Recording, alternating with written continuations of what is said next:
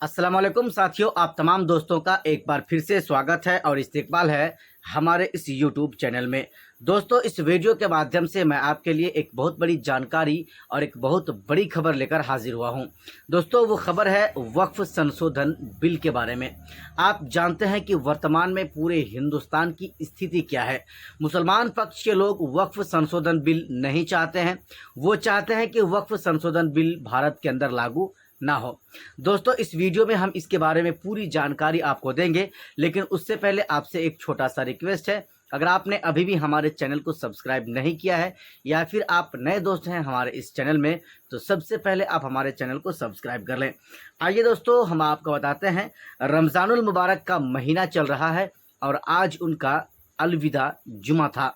यानी अलविदा जुमा के मौके पर all India Muslim personal law board की तरफ से और जमीयत इमारत शरिया की तरफ से एक आह्वान किया गया था। पूरे हिंदुस्तान के लोगों से एक अपील की गई थी कि वो अपने दाएं हाथ में काली पट्टी बांधकर मस्जिदों में जाएंगे और अलविदा की नमाज अदा करेंगे, जुमा की नमाज अदा करेंगे।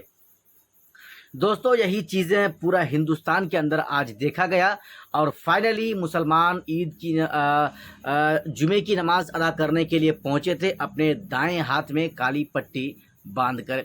दोस्तों, ये इस बात की गवाही है कि मुसलमान पक्ष के लोग नहीं चाहते हैं कि वक्फ संशोधन बिल भारत के अंदर लागू हो।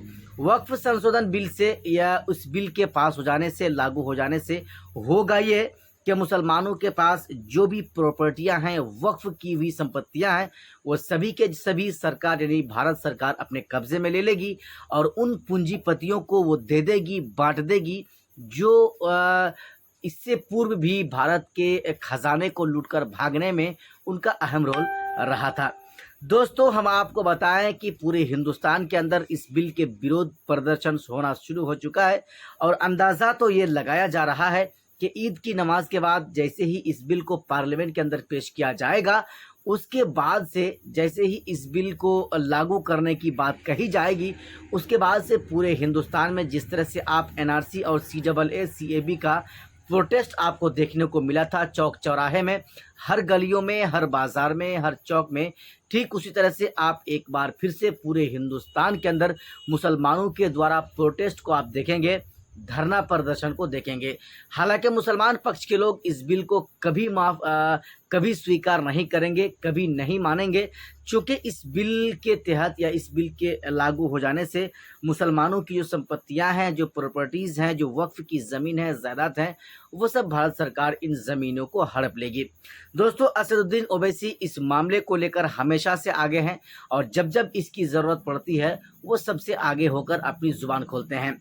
आज असदुद्दीन ओवैसी के बारे में अगर मैं आपको बताऊं तो उन्होंने भी जुमे की नमाज अदा करने के लिए गया अपना बेटा सुल्तान सलाहुद्दीन के साथ, तो वो भी अपने दाएं हाथ वो भी अपने हाथ में जो है काली पट्टी बांधकर वो जुमे की नमाज अदा करने के लिए पहुंचे थे।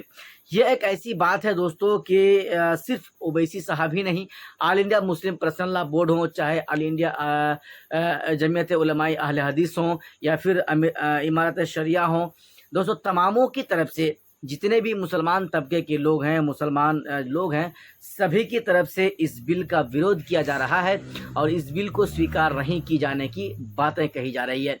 हालांकि दोस्तों, रमज़ानुल मुबारक का महीना चल रहा है, इफ्तार का दौर है, तमाम पार्टी की तरफ से बड़े बड़े इफ्तार का प्रोग्राम कराए जा रहे हैं, लेकिन इसी बीच ये जो वक्फ संशोधन बिल के बारे में ये बातें चल रही हैं, दोस्तों इस बिल को भी देखने वाली बात है।